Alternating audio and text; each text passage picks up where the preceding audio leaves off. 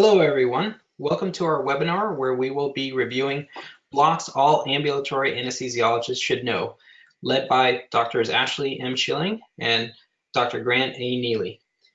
I am Dr. Alberto Arden. I am an assistant professor of anesthesiology at the Mayo Clinic and chair of the Regional Anesthesia Committee for SAMBA. I will moderate this webinar.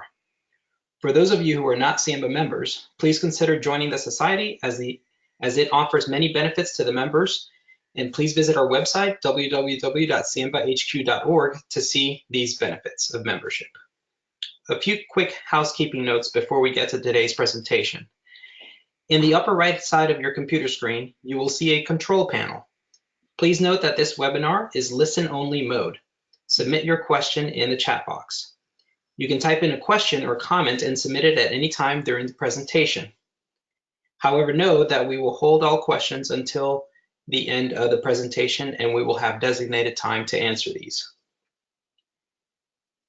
As a term of introduction, today's speakers are Dr. Ashley Schilling, who is an associate professor of anesthesiology and orthopedic surgery at the University of Virginia. She is a co-division chief of regional anesthesia and directs the Regional Anesthesia and Pain Medicine Fellowship. Dr. Schilling is the co-medical director of the University of Virginia's 12 operating room outpatient surgical center. Her interests include ambulatory anesthesia, regional anesthesia, orthopedic anesthesia, and medical education.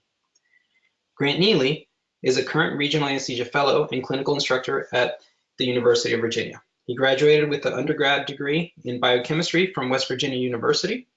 Grant continued his training at West Virginia University for medical school and residency, where he served as chief resident in 2019.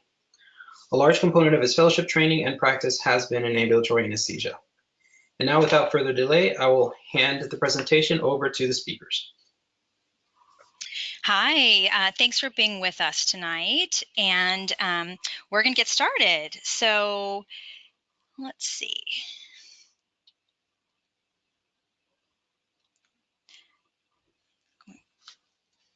Just trying to get the slides to advance. Give us just a second.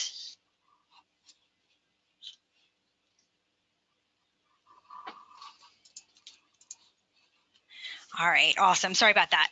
So welcome to our webinar, which is blocks every anesthesiologist should know that does ambulatory anesthesia.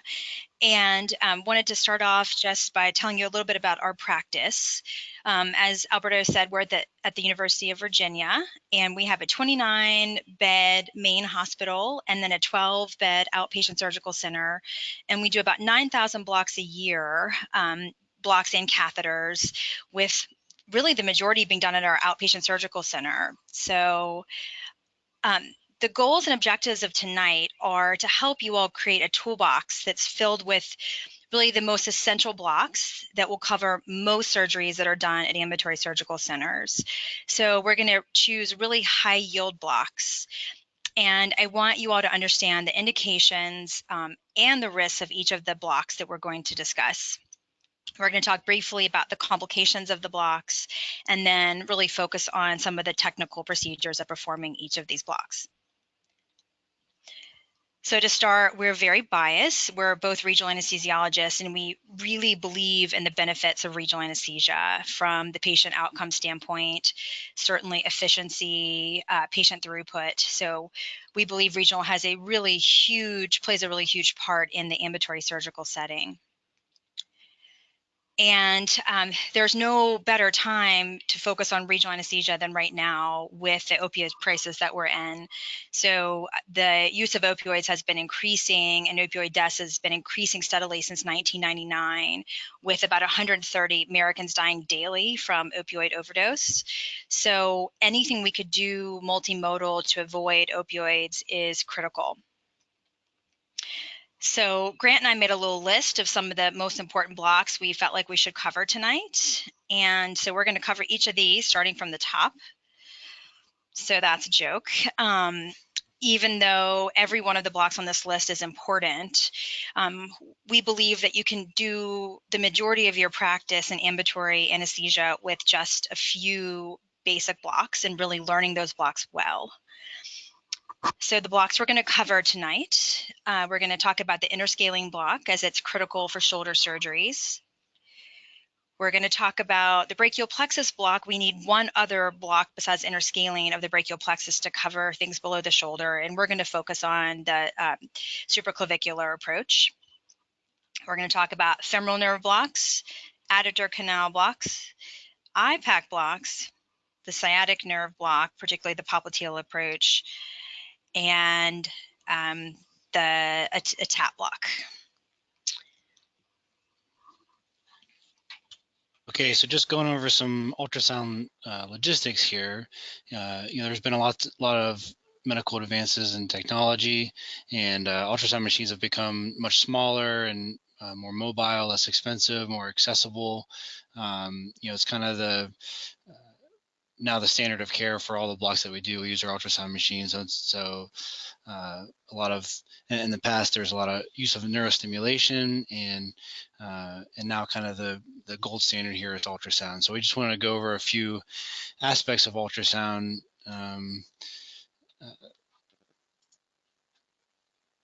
Here, just go through some basics with you guys. Not going to spend a lot of time on the details because it'll be a review for many of you, but worth reviewing for those who may not use a lot of ultrasound in your daily practice. So most of the manufacturers on your ultrasounds that you have in your practice have certain frequency settings that instead of having to titrate them to specific frequency ranges, they kind of just make it easy on you. General, resolution, penetration. General is what is usually auto setting that's on most of the ultrasound machines and is best for most of the blocks that we do.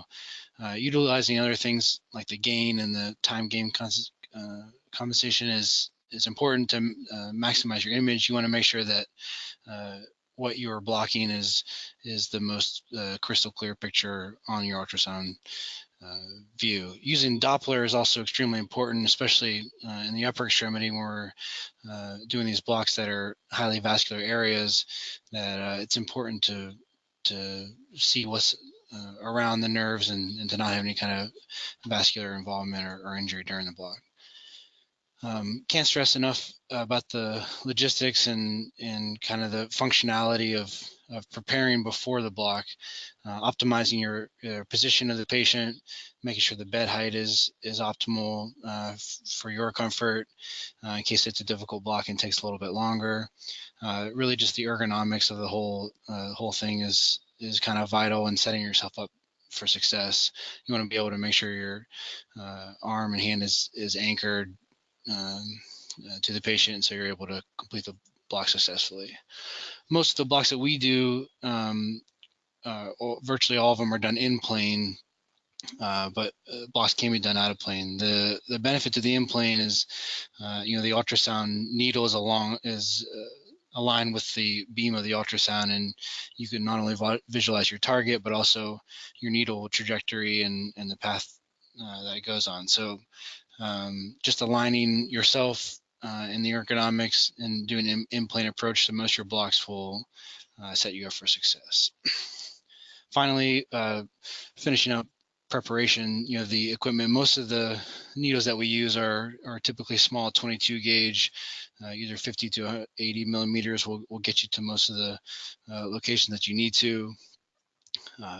Skin prep, we primarily use chlorhexidine, but you have other options to ensure that you're keeping everything sterile. Probe cover, we use Tegaderm. Monitoring is extremely important for every time you do a block, regardless of if you're doing sedation, pulse ox, ECG, blood pressure.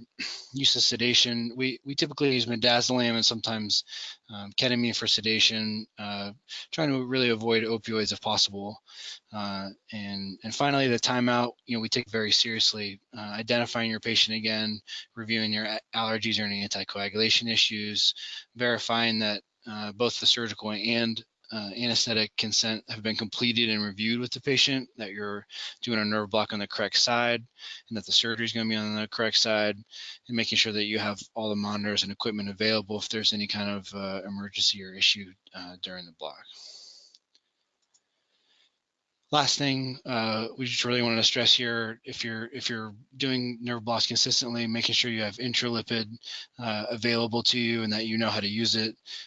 There's a good local local anesthetic systemic toxicity checklist that ASRA provides on their website that's worth not only reviewing, but having a printed out copy nearby and with your bag of intralipid in case any emergencies happen. There are subtle things about the resuscitation with a local anesthetic systemic toxicity, like using a lower dose of epinephrine and other things that are important and worth reviewing.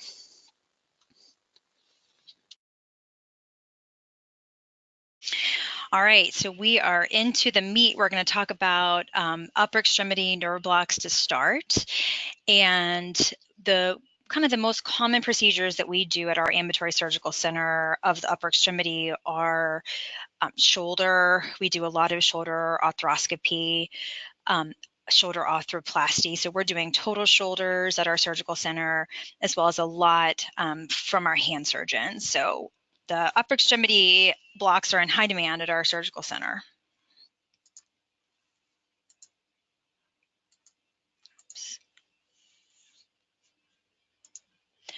So basically, when you kind of think about all the upper extremity blocks, I do think that the interscalene block is a critical in knowing. It's sort of the go-to block still for anything on the shoulder. There has been a trend moving away from interscaling, and we'll talk about that in a little bit. And then knowing one of the other three brachial plexus approaches, supraclavicular, infraclavicular, or axillary. And we're going to focus on supraclavicular, like I mentioned. And then a forearm block is something else that can come into play, though we're not going to talk about that tonight. So the brachial plexus, which we all learned in anatomy, really is clinically pertinent. So this is something that you really need to know when we're doing these upper extremity nerve blocks. So sitting down and reviewing this and making sure you understand is important. And that's because really knowing the sensory and motor innervation to the upper extremity can help you in choosing the right block and also in assessing the block and if it's functional. So there are lots of places we can block the brachial plexus, starting at the level of the roots all the way down to the branches. And so basically interscalene block is typically done at the level of the roots, sometimes trunks. Supraclavicular, trunks to division level. Infraclav is done at the level of the cords. Axillary is at the branches, and then the arrows moved a little bit. So infraclav is really at the level of the cords, and axillary at the branches, and forearm distal to that. So each one of the different approaches to the brachial plexus has its own advantages as well as some potential drawbacks. The interscalene is really the best way to get complete coverage of the shoulder. And as I said, it's blocking at the level of the roots or trunks. The problem is that you usually get a diaphragmatic paresis, and that can be problematic in patients with pulmonary disease. In addition, it spares the inferior trunk, which means that you will not get anything really in the ulnar nerve distribution if you perform an interscalene block. Supraclavicular block, blocking at the trunks division level, and it's a really nice block because it sets up quickly. The brachial plexus is very dense in this area, and it's a nice kind of efficient, quick setup block. Biggest downside is the risk of a pneumothorax if it's done by someone not experienced. Infraclavicular, blocking at the level of the cords, and this is the block that we use when we are doing a catheter because it's deep to the pectoral muscles, and it allows that catheter to be anchored really nicely and stay in place. The downside is it's deep to the pectoral muscle, so it's a deeper block. It can be a little bit uncomfortable for patients, but it's actually a really nice block for really anything in the upper extremity. And then finally, the axillary block is shallow. And for this reason, it's really nice in someone who's anticoagulated, that someone who you worry about bleeding risk because it is compressible. You can compress the axillary artery, the vasculature against the humerus. And it can spare the muscocutaneous nerve if you don't really carefully block it. So the interscalene block is the one we're going to talk about first. And this is kind of, as mentioned, the typical approach for shoulder surgery. You're blocking at the level of the roots, sometimes it's the trunks, but typically it's the roots. And the two major nerves of the shoulder are the axillary nerve and the suprascapular nerve. And this block should get both of those branches. It can be done as a single shot or catheter use or catheter placed. And the big picture shows the dermatomes of the interscalene block. You can see the sparing of the ulnar nerve, as well as the intercostobrachial nerve, which is coming off of the second thoracic nerve. We'll talk about that later. And you can also see the dermatomal distribution of this block. So the whole shoulder joint's covered.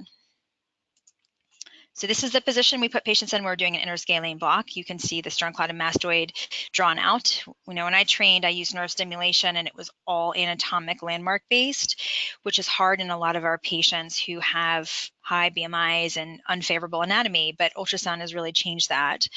So having the patient look toward the contralateral side, I usually sit the patients up somewhat, and this block is very superficial. It's usually a centimeter or two deep to the surface of the skin. So this is an ultrasound image. I'm going to just show you a couple of still images, and then we'll do a video. This arrow is pointing to the brachial plexus. And interestingly, this is probably looking at C5 and C6. C5 is monofascicular. C6 we think is typically bifascicular. So C6 appears as two hypoechoic structures and C5 is one. And then you could see the needle is coming in from the lateral view toward the nerve. So this is our needle approaching laterally in the brachial plexus. This is the sternocleidomastoid muscle. Here's another image. What we're looking at here are the nerves, the anterior scalene muscle, the middle scalene muscle. Here's our sternocleidomastoid muscle. This is medial. This is lateral. And we always do this block coming in lateral to medial so as to avoid the carotid, the internal jugular. The other thing to mention is the phrenic nerve sits right here on the anterior scalene muscle. So we try to keep our local on the lateral side of the plexus. One more drawing where you can see the sternocleidomastoid. Here are the nerves, middle scalene, anterior scalene, and we would come in lateral to medial. What I try to do is get past the middle scalene muscle and deposit my local along this plane without entering into or getting too close to the nerves. Here are our nerves. So here we have a video, and what you'll notice is sternocleidomastoid here, anterior scalene, middle scalene, nerves are here, and our needle is approaching from the lateral side toward the nerves. And our goal is going to be to sort of end in this area. There's sometimes a nice little area where you can advance the needle where you're not directing it at any nerves. I try not to direct my needle at any nerves when I'm advancing. And then ideally we want our local to spread kind of along this plane. So right now we're a little bit deep to C6. And we're going to pull the needle back and you'll be able to see the local spread here in just a minute. I try to keep all of my local on the lateral side so as not to be too close to the phrenic nerve. There are reports of phrenic nerve palsy after interscalene block, presumably more from an inflammatory process from the local anesthetics than from an actual mechanical injury, but that is an interscalene block. Patient had good success from the block. And I've mentioned this already, but phrenic nerve is almost always blocked from an interscalene nerve block. There have been some studies showing that lower volumes of local anesthetics in the 5 ml range can actually spare phrenic nerve, but this is a really common problem with this block. Horner syndrome is something else that we see with an interscalene block, and what we get from a Horner syndrome is a ptosis of the eye, a meiosis, and anhidrosis. So this is what Horner's looks like in patients. It's sometimes concerning to families, so just letting them know that this is not a stroke is helpful. And then the other thing that we sometimes see is a Horner syndrome from blocking the recurrent laryngeal nerve. So here's what a patient looks like after a right-sided interscalene block. So the pearls of this, it's a really superficial block, so using a high frequency probe is very helpful. Local anesthetic volumes, we usually use kind of in the 10 to 15 ml range.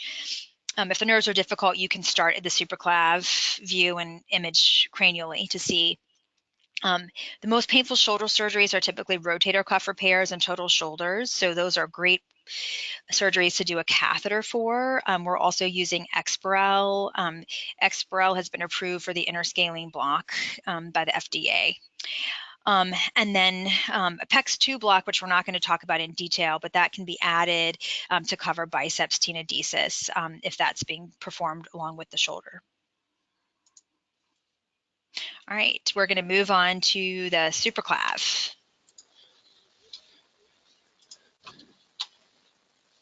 So for the supraclavicular block, we're blocking the brachial plexus at the level of the trunks and divisions of the brachial plexus and the supraclavicular fossa. At the supraclavicular level, the subclavian artery crosses over the first rib between the insertions of the anterior and middle scalene. So we're kind of following caudally down from the interscalene block. This is a common block for upper extremity surgeries because the plexus is very dense and superficial. It's technically easier to perform than an infraclavicular. An axillary block requires multiple injections. Of note, it usually doesn't block the suprascapular nerve of the shoulder, so not always the best idea to try to use this for a shoulder surgery just because it's inconsistent. Spares that T2 distribution, so if you're doing a lower extremity and or upper extremity surgery and you need to use a tourniquet, then this T2 gets spared which is the upper medial arm. We'll talk more about that. The phrenic nerve still get around 50% of the time does get blocked as a side effect with this, and so it's something to consider for your patients with pulmonary disease or issues with their lungs. Again, here's the sensory distribution of the block. We're covering some of the shoulder, but it's inconsistent. It's primarily for the remainder of the upper extremity. It's kind of covers all your bases as far as if you're doing distal humerus or forearm, hand, wrist, all those kind of surgeries it would cover. So for the technique, you want to place the transducer in a transverse orientation above the clavicle. You're trying to identify the first rib and the pleura, and your maneuver here with the probe is important. You want to fan or tilt your probe, or tilt it caudally toward, like the ultrasound beam is almost going into the chest to kind of improve your view here. Just some still images of the anatomy here. Your subclavian artery is here. Your nerves are usually kind of packed densely lateral to the artery. You can see your rib here, your pleura. We really stress identifying and seeing your nerves with the rib in view underneath the artery and the nerves here, and kind of use it as a backstop. It just increases the safety profile of the block and decreases your risk for pneumothorax. Here's another picture, anterior scalene muscle that we talked about, first rib right under the subclavian artery. We have our brachial plexus here. This is kind of the location of the block. Our needle's going to end up coming in, and we recommend initially starting and just doing what we call a corner pocket, where we come kind of inferior to the nerves and begin depositing local anesthetic under the artery here. So here's another representation of that. So we have our brachial plexus here, our needle trajectory is coming, we're heading towards inferior to the brachial plexus, spreading our local anesthetic lateral and inferior, making sure we have our first rib in view to be a backstop. Again, this is the medial and lateral.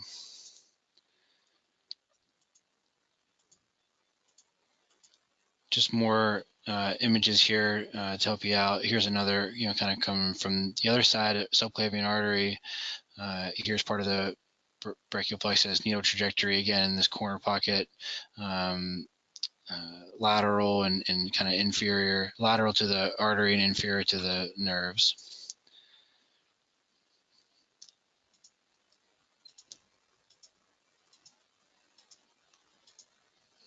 again, just really stressing here, identifying your first rib and your pleura. That's really kind of the most serious complication of this block is the pneumothorax, which really can be easily avoided if you're optimizing your image prior to beginning the block. So here's a video of the block. We're coming in from the lateral aspect inferior to the nerves here. That was a little bit in the scalene muscle, so we redirected underneath the nerves. We're gonna kind of safely park our needle in that corner pocket that we talked about, spreading some local anesthetic. It's gonna spread up underneath the nerve. Often, if you're doing this block for primary anesthetic versus analgesia, you may tend to be more aggressive as far as your needle placement, and but it's always prudent to be cautious and not have the needle intraneural. So here we deposited inferiorly, and then typically it's we are redirecting the needle more superficially as to capture the superior trunks over here on the superior aspect of the nerve bundle. So we're staying very safe here, staying very lateral, and kind of using our local anesthetic and hydrodissecting in between the plexus here to kind of get circumferential spread and kind of thoroughly anesthetize these nerves here.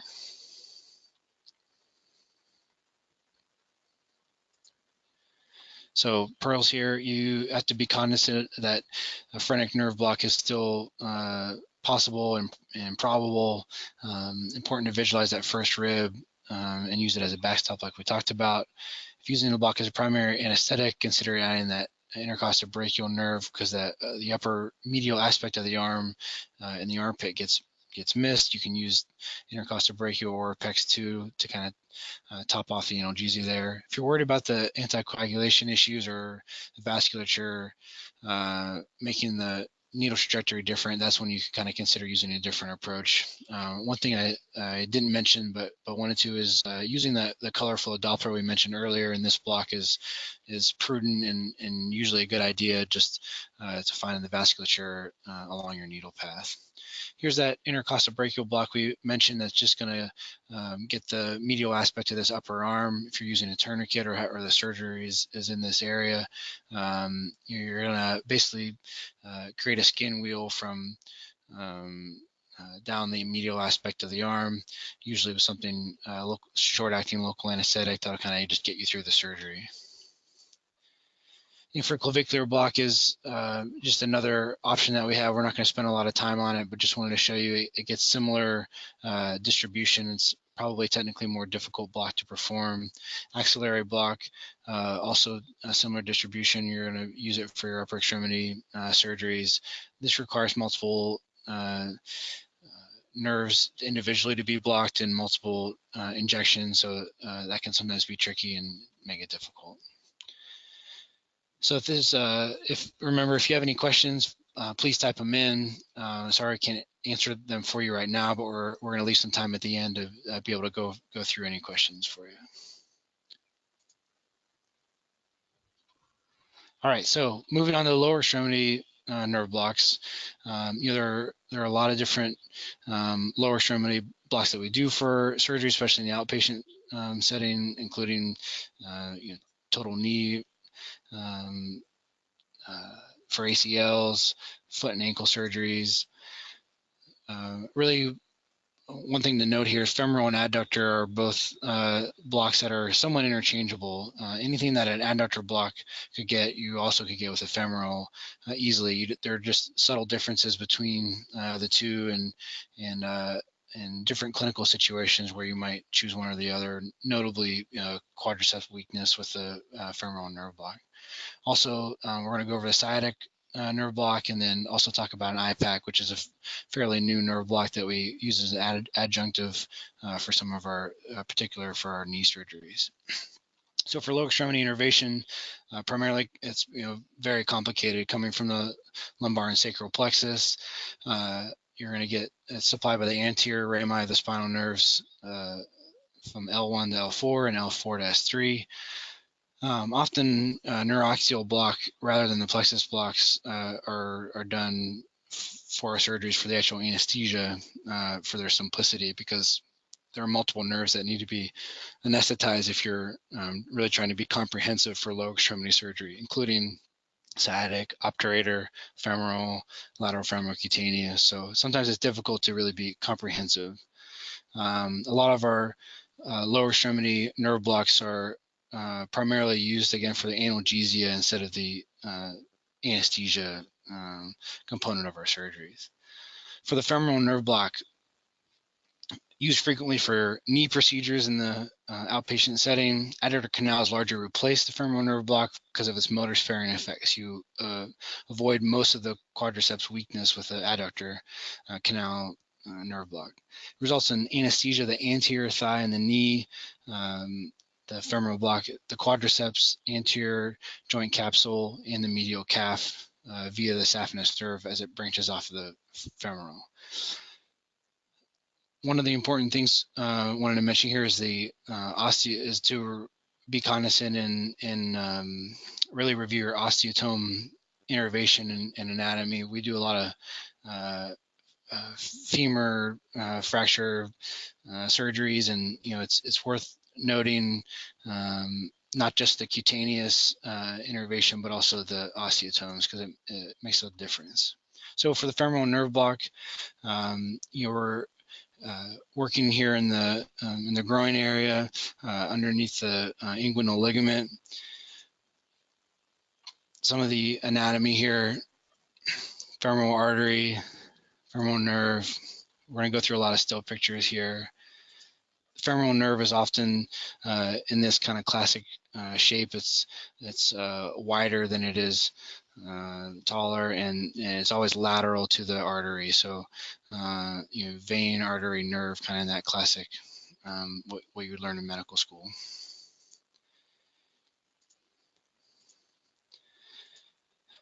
So kind of a video of the block. You're coming from lateral to medial. You're coming underneath the fascia lata and fascia iliaca fascial planes, which are important. Your needle should be deep to the fascia iliaca. Here our needle is coming in where we're hydrodissecting and advancing kind of through our local anesthetic. The femoral nerve here is kind of being covered quickly, just kind of flashing forward to under the end of this block, where we've already you can see there's local anesthetic covering the femoral nerve nicely, and we're under our appropriate fascial planes here. Some pearls here. Remember the importance of finding the femoral nerve at the level of bifurcation of the femoral artery. Remember your acronym: nerve, artery, vein, lymphatics. Consider using tape to retract the pannus away in obese patients. This can often make a huge difference by taping their pannus kind of to the contralateral bed rail, really giving you again the ergonomics of the block. Local anesthetic spread again should be below the fascia iliaca. We see the spread of the local anesthetic deep to the femoral artery, and really you have to stress in the outpatient setting the risk of falling with the quadriceps weakness in these patients.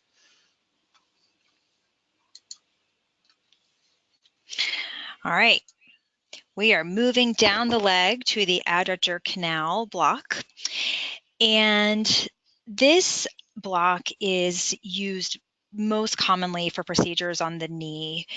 We do this block for our total knee arthroplasty patients, our ACL patients.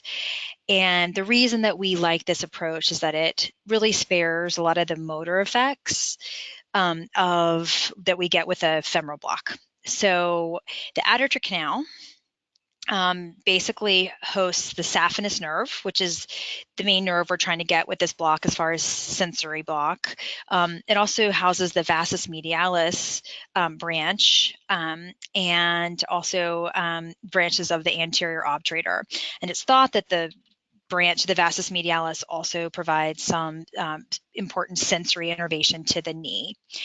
So as I noted, it largely spares motor effects, and there have been a number of studies at this point showing that it provides non-inferior analgesia to the femoral nerve block with superior quadriceps strength. So lots of reasons why this is a good block in our ambulatory patient population. So this is where we're blocking, kind of right here. There are a lot of variations of how people do this block. Some actually block really high, in which case it's really more of a distal femoral triangle block, and then blocking kind of mid-thigh. What makes it the adductor canal is the muscles surrounding it. So you have your vastus medialis, your sartorius, and your adductor longus. And I'm going to show you an ultrasound picture of this that will make a little bit more sense. The position, we frog leg the patient's leg out, and we typically come lateral to medial for this block. So this shows the dermatome of the block. So you're getting really, most of the innervation is actually inside the knee and the anterior capsule that's here, but you also get the saphenous nerve that runs down to the medial cutaneous branch. And then what's really important is it sends off a branch into the ankle joint. So if someone is having an ankle surgery, an adductor block might need to be used in addition to a sciatic to supplement the joint. So here's a nice ultrasound picture of an adductor canal block. This is the sartorius muscle, and it's kind of nice sail-shaped, really well defined in this picture. So this is going to be lateral, and we have our superficial femoral artery, and then we have our saphenous nerve. Another picture, this is just soft tissue here, superficially. Here's our sartorius muscle, and then, our sartorius muscle, sorry, and then our saphenous nerve and our superficial femoral artery. So these are nice anatomic photographs of this anatomy, but you can see this hyperechoic structure here, that's the saphenous nerve. There's actually an aponeurotic plane that covers the artery and wraps around the nerve. And so sometimes your needle will come in and you'll get local spreading under the sartorius, and that's not adequate. You need to actually be in that aponeurotic plane so you get sort of more of a circumferential spread. So our video, this is lateral. This is our needle coming in, our 22 gauge needle.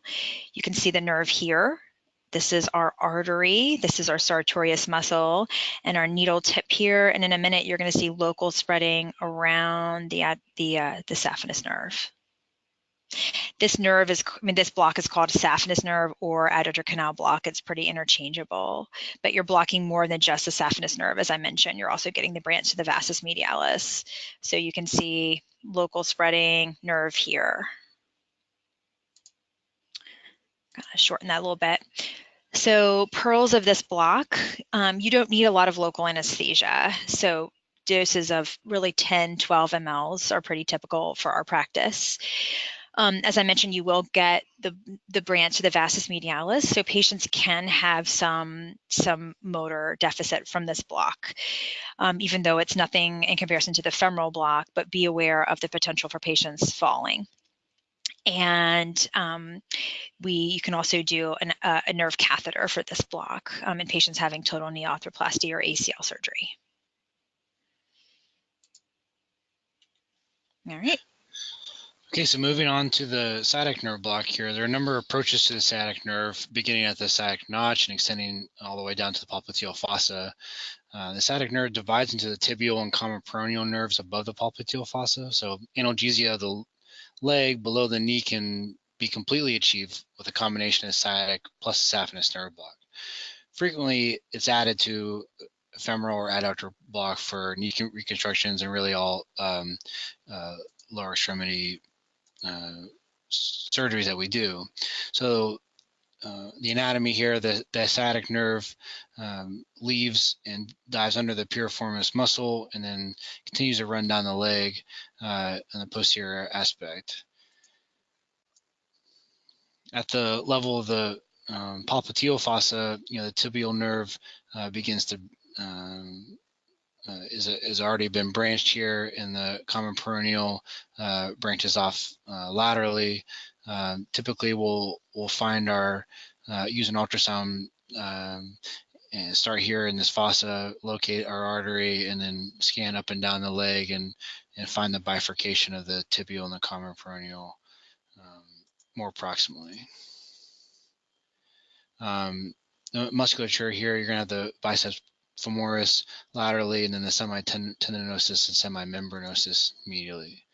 Lots of different ways to position patients for this block. You have to take into account what makes the most sense. For example, if somebody's in an external fixator or something, you may keep them in a supine position. Really, whatever makes the block most ergonomically make the most sense for the patient and for you. You should choose what you feel the most comfortable with. This is an example where patient's supine and you're coming from underneath inferiorly. Just reviewing here, stressing to not forget the osteotomal coverage along with the sensory cutaneous coverage. If you're doing a lot of orthopedic procedures, you're not only worried about the incision, but also on the surgery itself. There's a lot of innervation to the osteotomes. It's notable here that you have kind of sparing of this medial distal aspect of your lower extremity, both osteotomal and for the skin. This is where you're going to get your saphenous kind of femoral coverage, and often why we combine the two blocks to kind of give complete analgesia. So some ultrasound anatomy here. Common peroneal and tibial nerve, you see them separately here. It's good to, as you're imaging the patient, to see the sciatic nerve together and then watch them bifurcate. You see the tibial nerve is medial and the common peroneal is lateral. Again, just another view here. You see the sciatic nerve, biceps femoris is going to be laterally, semimembranosus and semitendinosus medially.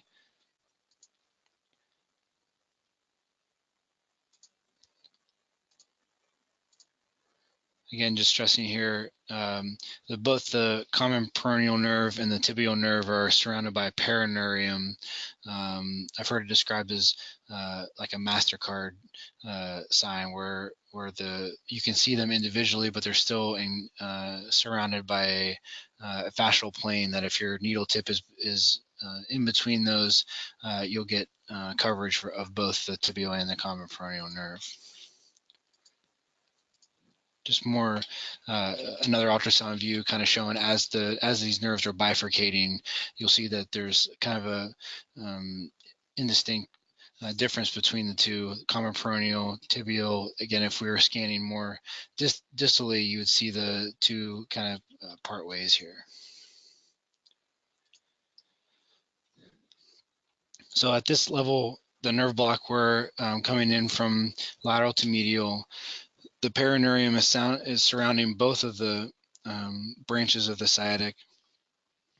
And ideally, if you could get your needle tip in underneath the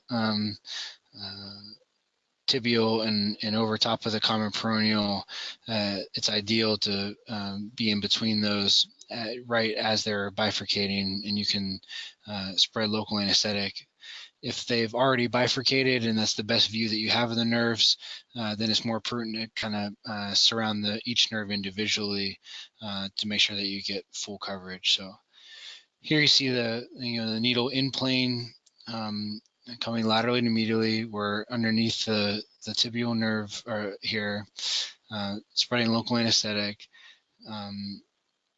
Just kind of moving forward in this block, we've come under the inferior aspect and have retracted some and have spread over the common peroneal.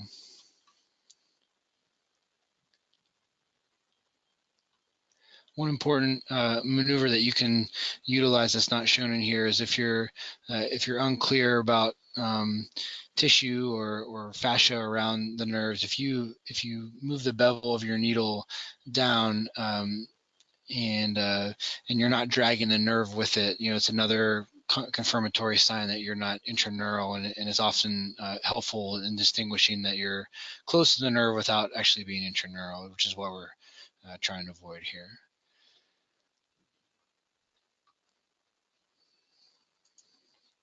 Pearls for this: utilize your positioning for your clinical situation.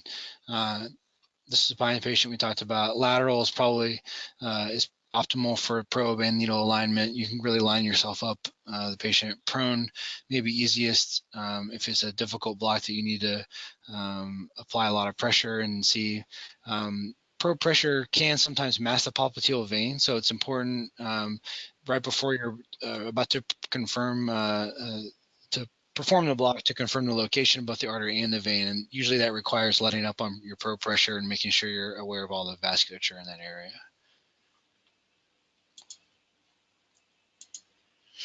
All right, on to the IPAC block. IPAC is a nice little clever mnemonic that stands for infiltration between the popliteal artery and the posterior capsule of the knee. And what we're doing with this block is we're trying to selectively block innervation to the posterior knee joint while sparing the main trunks of the tibial and the common peroneal nerves. So basically, we're trying to get the genicular branches that are coming off the tibial, the common peroneal, and the obturator nerves in the popliteal region. So our hope is to get a sensory block within the posterior capsule without getting any motor block and not getting any significant sensory block of the common peroneal or the tibial nerves in the lower leg. So the nerves that contribute to the posterior capsule of the knee, the superior medial genicular nerve coming off the tibial, the obturator nerve has a posterior division, the common peroneal nerve has an articular branch, and then the tibial nerve has another articular branch. So all these contribute to the posterior knee innervation. So this can be done with the patient either with their leg propped on blocks like we do commonly for the popliteal sciatic, or you could just have a patient bend their knee and your target is going to be behind the actual knee. The probe goes just behind in the popliteal space when we're performing this block. So this is an image of what the block looks like on ultrasound. So what we're looking at is a popliteal artery, and we have the medial and lateral condyles. So you can see the nice hypercoic condyles and artery, and then we're going to actually see the nerves, either the sciatic nerve, usually it's already branched at this point, so you'll see the tibial and the common peroneal nerves superficial to the artery. So nerves are actually separated from your block by the artery, and the goal is to come in on this plane and inject local along this plane. So you can see you're some distance away from the nerves. So our hope is to not get any infiltration to the point where you would get a significant motor or sensory block in the distribution of the common peroneal or tibial nerves. So I have two quick clips of this just to point out. Here's our condyles, and this is going to be our popliteal artery. And then I'm going to show you needles coming in from lateral to medial, and then our tibial nerve is going to be here, our common peroneal nerve is going to be here, and our needle is coming in along this plane, and we're going to be injecting in this plane. And here's a second one. Here we're a little bit higher up the leg, so the femur is actually flat now. We're kind of more proximal or more cephalate to the condyles. The artery is going to be right here, and then the nerve has not branched, so we have our common peroneal and our tibial nerve, and the needle's coming in this time from the right, and it's moving along this plane, and our local is going to be spreading along this plane between the popliteal artery and this is our femur. We'll inject anywhere between 10 to 20 mLs. So concentrations of usually 0.25 ROP, sometimes as much as 0.5 ropivacaine. So this is our target is right here.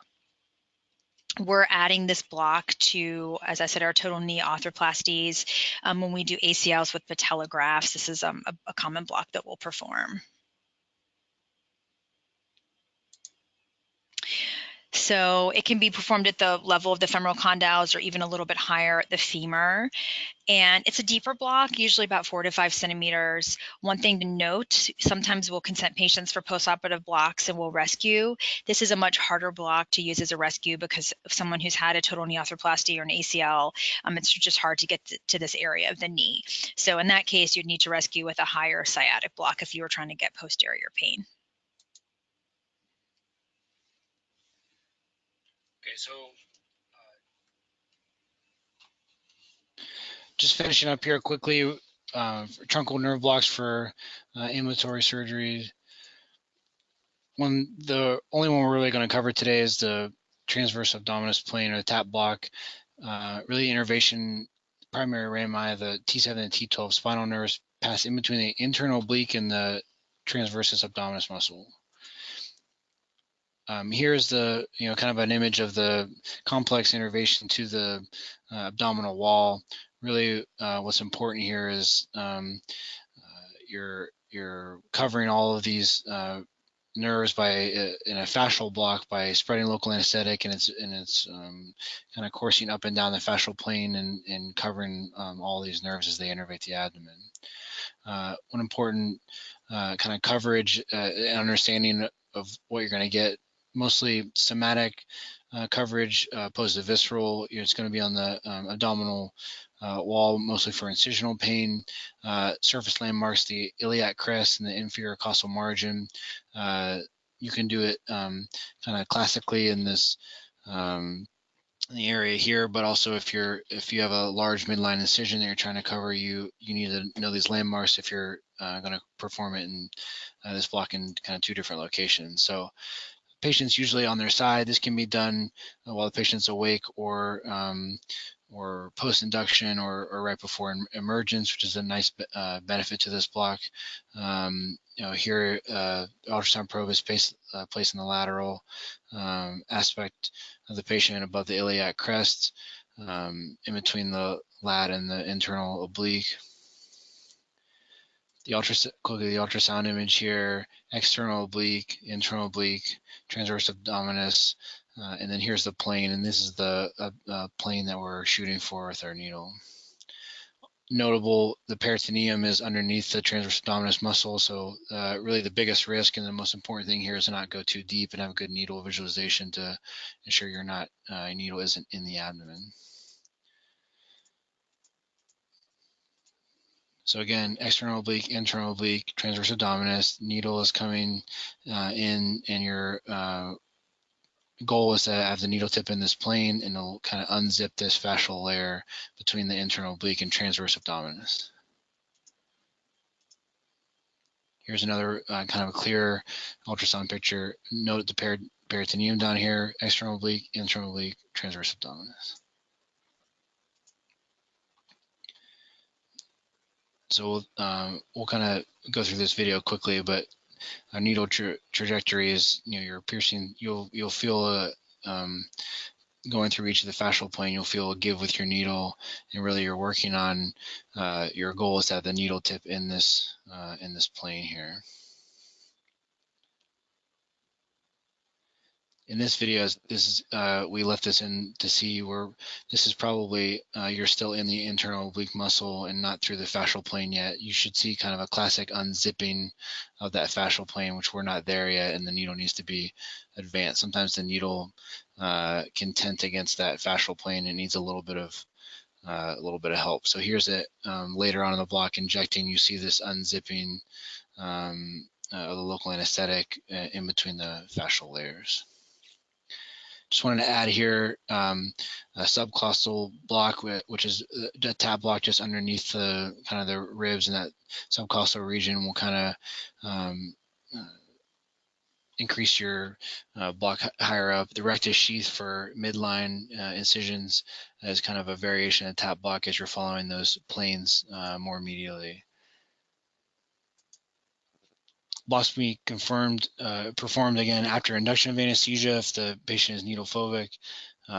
It's primarily somatic analgesia, not visceral. It doesn't block above T10, which is good to know. And if you're using for an inguinal hernia, block should be done closer to the iliac crest and the caudate abdominal wall to cover the L1 dermatome. You can add, you can do these with catheters. That would also help. Some of the resources here we wanted to include that are kind of quick and easy to use. All these websites listed here. There's books that we use and YouTube channels. Really anything. You have lots of different resources at your disposal here. All right, so basically in conclusion, it's really important to understand the benefits and the risks of regional anesthesia and to know these basic blocks, or at least a handful of blocks that you can be really proficient in performing.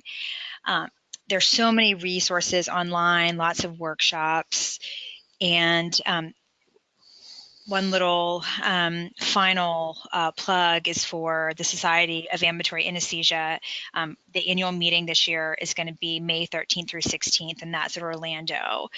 And there's always a really nice, robust agenda itinerary that involves lots of regional anesthesia as well as lots of other important topics. So with that, we are done, and I think we're open to questions.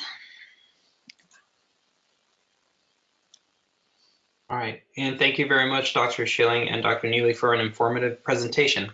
We do indeed have time for questions, and we do have some questions that have come in through the question box. One of the first ones we want to get to is somebody asked about the potential contraindications to doing an interscaling block, i.e., if somebody does present for ambulatory surgery having some mild to moderate component of, for example, COPD or emphysema, does that automatically rule that patient out from receiving an interscaling block given the phrenic nerve blockade that occurs? Yeah, that's a great question, and there's never a really clear-cut answer to it. I think if somebody has a crippling pulmonary disease, number one, we probably wouldn't do them at our ambulatory surgical center at UVA, but there are other alternatives. You can do a suprascapular nerve block to selectively block that nerve in addition to an axillary nerve block. So that would absolutely avoid blocking the phrenic. If somebody comes in with some mild COPD, we typically do still perform this block and have really not had any problems with patients having significant hypoxia afterward for mild pulmonary disease. But I think there's always the risk benefit and weighing those. So ideally, if somebody has pulmonary disease, then you have some other alternatives of blocks you can do. The two most important blocks to get, or the important blocks to get for a shoulder, are suprascapular and axillary. So they can be blocked individually. And we didn't cover that today, but that's something that both of those are reasonably technically easy to perform and would be a really nice alternative to an interscaling block. Okay. Hope that made sense. Yes, it does. And to follow that up, another listener asked whether or not the combination of a low-dose interscaling, presumably to help decrease the effect of phrenic nerve or the phrenic nerve palsy that can happen afterwards, whether or not this low-dose interscaling could be combined with the suprascapular block in an effort to properly anesthetize the shoulder, and whether there's any evidence for that. I think it's important to, again, take into the context of the patient and the severity of the comorbidities. Most of the time we're doing these interscaling blocks in addition to general anesthesia, so it's we're not using it for the primary anesthetic, and it's more for analgesia. So identifying the suprascapular nerve as it branches off of the C5, and really isolating the superior trunk, and isolating that can help, and you can give a lower volume. Again, if it's for analgesia, you kind of have to just take everything into consideration, whether the patient is going to have somebody at home watching them, whether they're O2 dependent, various factors on the overall safety profile. Our number one concern is the patient's safety. We want to provide the best analgesia possible, but you kind of have to trust your instincts that if you're doing the safest thing for the patient, is probably the best. And regarding the issue of whether or not there's evidence for the combination of those two blocks, I personally say that I'm not aware of any large studies assessing the efficacy or utility of using a quote-unquote low-dose interscaling with a suprascapular block for shoulder surgery. There have been studies that have compared an interscaling versus a suprascapular block in an attempt to analyze which one is less likely to cause phrenic nerve paralysis or clinical effects, while at the same time providing an adequate amount of analgesia. But nothing that in the use of, as far as I know, with those two techniques combined for that same goal. We'll move on to another question. Another listener asked, how often do you use a nerve stimulator for blocks in your personal practice? Is this something that is still useful in ambulatory regional anesthesia? Yeah, that's a great question. I trained in the days of nerve stimulation, so ultrasound came to me sort of as a secondary technique for regional anesthesia. And we do still use nerve stimulation. We rarely don't use ultrasound. I should first say that. So we use ultrasound for almost every block. We will use nerve stimulation frequently if we are trying to confirm a nerve. And I feel like that the times when we're doing that are typically for an anterior sciatic or a subgluteal sciatic nerve block, where the sciatic nerve is hypercoic and it's sometimes hidden in fascial planes and can be hard to localize or hard to confirm. And in that case, adding nerve stimulation as an adjunct to ultrasound can be very, very helpful. I know people use it still for lumbar plexus blocks and all kinds of indications, really. I know people are still using nerve stimulation frequently, but we have moved to using ultrasound almost exclusively for blocks with nerve stimulation as an adjunct. I will say, with regards to ultrasound, the one thing that we do believe ultrasound has done is that it has reduced the risk of local anesthetic systemic toxicity, because you can use lower volumes, you can see surrounding vascular structures. And so I think that ultrasound has added safety to our regional anesthesia with regards to toxicity and the occurrence and incidence of that, but hasn't really been any evidence to show it reduces the risk of nerve injury. So I do believe nerve stimulation still has a place and is a very safe way to do regional anesthesia. Okay, and I think we have time for a couple more questions. Another one that was recently brought up is what block recommendations would you suggest for an ambulatory total knee arthroplasty, since many orthopedic surgeons are looking into the possibility of doing same-day joint replacements? Which blocks would be most appropriate to achieve a relatively quick ambulatory or physical therapy recovery and ambulatory status? Here at UVA, we are utilizing, come up with our own enhanced recovery after surgery program, specifically for our total knees, where we're utilizing adductor canal saphenous nerve blocks and IPACs preoperatively, performing a spinal anesthetic intraoperatively with sedation, and along with kind of comprehensive multimodal analgesia preoperatively and intraoperatively, and we've are really seeing great success as far as analgesia for the patient satisfaction, early ambulation, decreased complications secondary to general anesthesia. So our kind of practice and protocol here usually involves a single shot adductor canal nerve block along with a IPAC nerve block, and then a spinal anesthetic for the case, specifically for the total knees. Would you recommend the use of a adductor canal catheter in certain settings as opposed to a single shot adductor block?